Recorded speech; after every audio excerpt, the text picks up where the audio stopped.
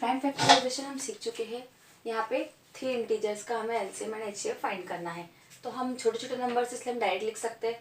12 का फैक्टराइजेशन, 15 का, 21 का एलसीएम हो जाएगा हमारा 2 इंटू 2, 3 इंटू 5 इंटू 7। जो सब में है हमें वो लेना होता है एलसीएम में।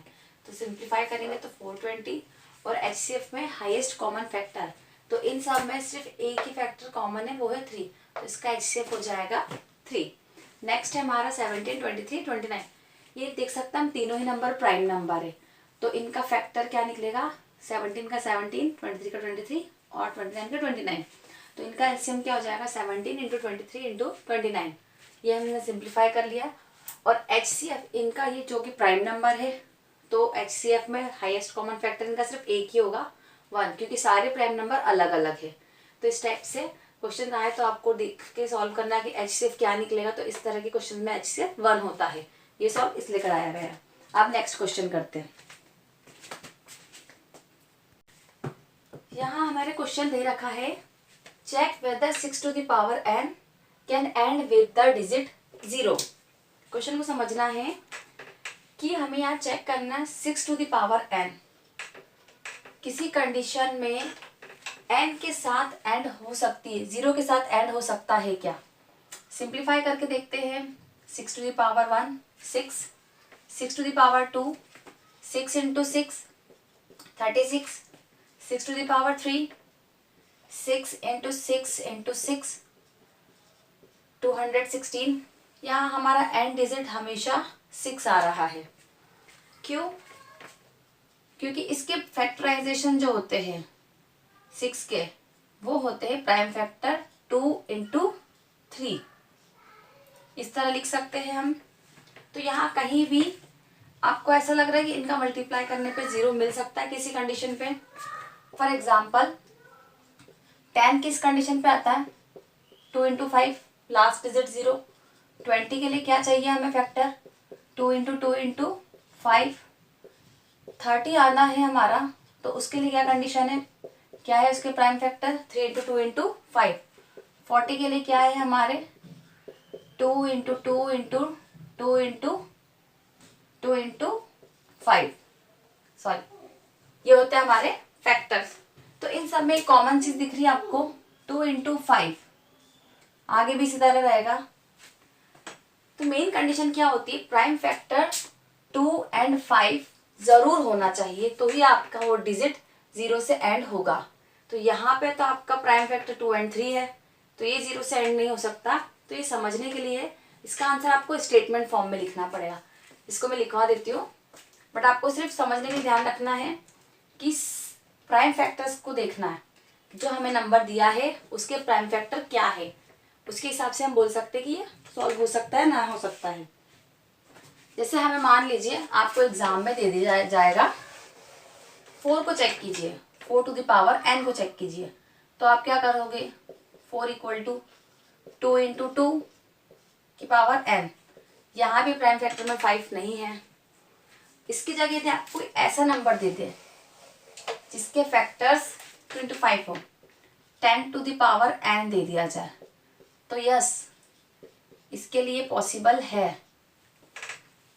इसके हर नेचुरल नंबर के लिए पॉसिबल है। 10 टू द पावर 2 ले लोगे आप, तो 10 इंटू 10, 2 इंटू 5 इंटू 2 इंटू 5, इस तरह। तो 2 के लिए भी पॉसिबल है, 1 के लिए भी पॉसिबल है। तो यहाँ पे हम बोल सकते हैं कि 10 की पावर n दी गई है, तो सभी नेचुरल नंबर के लिए ये, कोई भी नेचुरल नंबर, सभी नेचुरल नंबर n की जगह लिखे जा सकते। But in this condition 6 to the power n है, तो यहाँ पे कोई भी नेचुरल नंबर ऐसा नहीं है जिसका एंड 0 से हो सकता है। ठीक है, इसको अब आगे लिखते स्टेटमेंट फॉर्म में प्रॉपरली।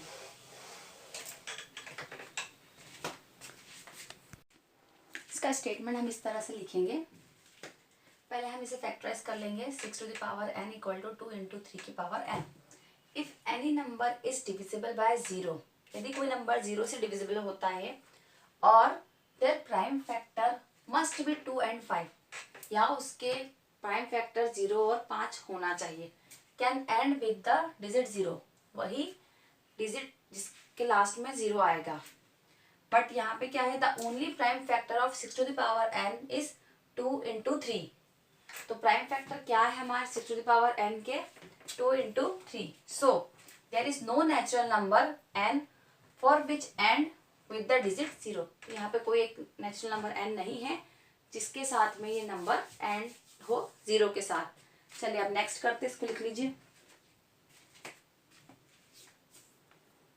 क्वेश्चन है हमारा, explain y 7 into 11 into 13 plus 13 and 6 into 7 into 5 into 4 into 3 into 1 into 2 into plus 5 are composite numbers। हमें यहाँ पे एक्सप्लेन करना है क्या, कि ये जो दोनों नंबर दे रखे हैं ये कंपोजिट नंबर्स है। तो कंपोजिट नंबर की कंडीशन क्या होती है, उनके फैक्टर्स क्या होना चाहिए। पहला फैक्टर तो होता है उनका एक खुद से डिवाइड होते हैं, दूसरा उनका 2 से ज़्यादा फैक्टर होने चाहिए। तो हम चेक करते हैं हमारा पहला नंबर कि क्या इसके फैक्टर्स है या एक खुद ही प्राइम नंबर मिलता है हमें। अब आप देख सकते हो इन दोनों में 13 कॉमन है, तो हम इसमें से 13 कॉमन निकाल सकते हैं। 7 into 11 into 1 प्लस 1, लिखने के लिए अभी हमने 1 ही लिखा है।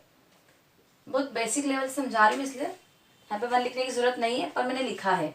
इसको हम आगे और सॉल्व करते जाते हैं।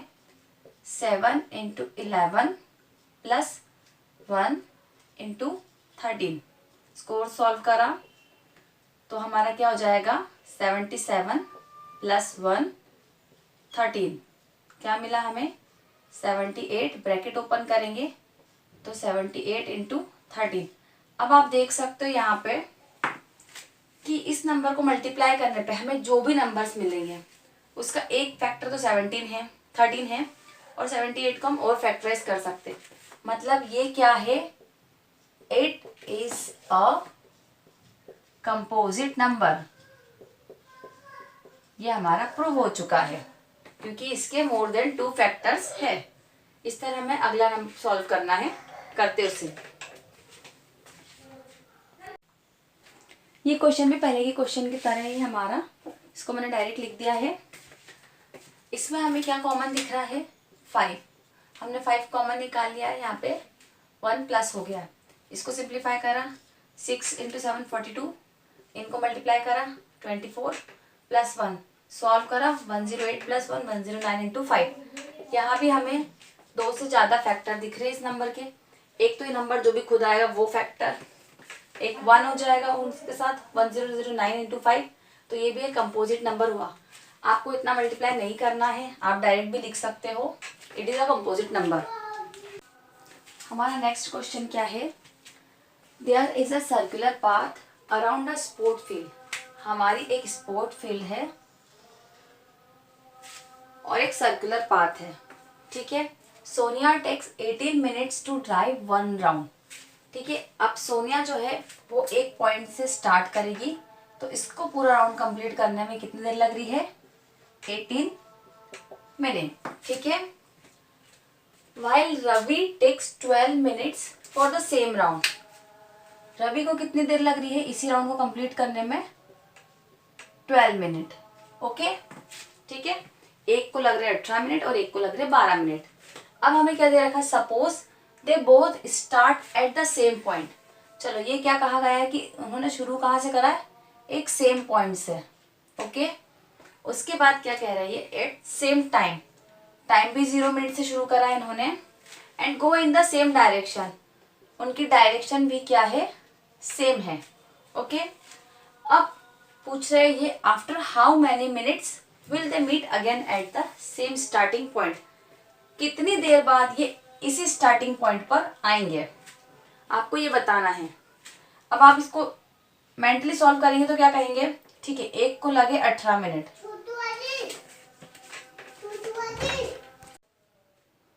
अब हमें इसमें ये बताना है कि वो दोनों कहाँ पे मिलेंगे, स्टार्टिंग पॉइंट पे कितनी देर बाद। हमें क्या फाइंड करना है, इसमें टाइम फाइंड करना है, ठीक है। तो हम सॉल्व भी किसके साथ करेंगे, टाइम के साथ। हम इसको मेंटली सॉल्व करते हैं। चलिए, सोनिया को कितनी देर लगी, 18 मिनट में एक हुआ, उसने फिर अगले राउंड लगाया 18 मिनट में, फिर अगला राउंड लगाया 18 मिनट में, ठीक है। रवि ने लगाए 12-12 मिनट के राउंड, उसने लगाया 12 मिनट का राउंड, दूसरा राउंड लगाया फिर 12 मिनट का, तीसरा फिर 12 मिनट का, इस तरह। अब हमें देखना है कि ये दोनों कहाँ पर आकर मिल रहे हैं। तो हम देख सकते हैं कि सोनिया ने लगाए हैं 36 मिनट, ओके। मेंटली सॉल्व कर रहे हैं उसको, मैथमेटिकली अब करेंगे 2 राउंड में। और रवि ने लगाए है 36 मिनट 3 राउंड में, तब जाके दोनों इस पॉइंट पर आकर मिल जाएंगे। मतलब लगने वाला टाइम क्या है 36 मिनट। अब इसको हम मेंटली हमने सॉल्व कर लिया, मैथ से कैसे सॉल्व करेंगे करते हैं। हमें यहाँ पे 2 वैल्यूज है जिनके साथ सॉल्व करना है, 12 एंड 18। अब हमें यहाँ पे बताया नहीं गया है कि आपको फाइंड क्या करना है, किस तरह करना है, एलसीएम निकालना है, एचसीएफ निकालना है, एग्जाम में किस तरह क्वेश्चन आएगा। हमने पर समझ लिया है कि इनके मल्टीपल पे चल रहे हैं हम, जैसे हमने लिखा था 18 + 18 + लाइक दिस 12 + 12 + 12, ठीक है। मतलब हमें क्या निकालना है, मल्टीपल ऑफ 18 करा हमने, और क्या करा, मल्टीपल ऑफ 12। तो जब हम मल्टीपल की बात कर रहे हैं तो हमें एलसीएम निकालना है, लीस्ट कॉमन सबसे पहले पूछा गया। तो लीस्ट कॉमन मल्टीपल हम निकालेंगे 18 एंड 12 का, ओके। हम इसको सॉल्व करते हैं। हम डायरेक्ट मेथड से भी सॉल्व कर सकते हैं क्योंकि हमें एलसीएम निकालना। यहाँ लिखेंगे हम 12, यहाँ लिखेंगे 18, अलग अलग फैक्टर्स ना निकालते हुए, एक ही तरीका भी है। देख सकते हैं हम 2 से सॉल्व करेंगे 6 टाइम 9 टाइम, 2 से फिर से सॉल्व हो जाएगा 3 एंड ये सॉल्व नहीं हुआ तो 9 एज इट इज लिख देंगे। अगला किससे होगा, 3 से, 3 × 1 = 3, 3 टाइम। अगेन ये जाएगा हमारा 3 से, 1 एंड 1। तब तक सॉल्व करेंगे जब तक सभी इंटीजर सभी वैल्यू सॉल्व ना हो जाए। तो हमें क्या मिला, एलसीएम ऑफ 12 एंड 18 इज 2 × 2 × 3 × 3। ये हो गया हमारा 36 जो हमने मेंटली सॉल्व किया था। बस क्वेश्चन में कई बार डायरेक्ट नहीं लिखा जाएगा आपको कि एलसीएम फाइंड करना, एचसीएफ फाइंड करना, आपको खुद भी सोचना पड़ सकता है कि हमें फाइंड क्या करना है। तो एलसीएम हमारा 36 हो गया, आंसर आ जाएगा हमारा 36 मिनट। पूरा लिखिएगा आप आंसर, ओके। ये एक्सरसाइज हमारी कंप्लीट हो गई है। आगे करेंगे हम नेक्स्ट एक्सरसाइज।